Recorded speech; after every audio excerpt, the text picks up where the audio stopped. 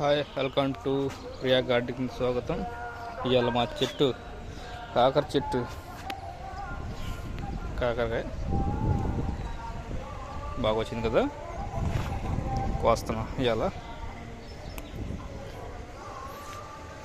ఒక కాకరకాయ ఉంది, ఇప్పుడే పిందులు పడుతున్నాయి. ఏడవ పిండి ఉంది, ఇప్పుడే కొంచెం పిందులు వస్తున్నాయి. పర్లేదు, నేను ఇది వానకి చనిపోద్దామో అనుకున్నాను, పర్లా.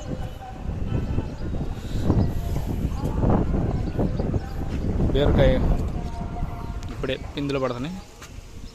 ఇక చూడండి ఫ్రెండ్స్,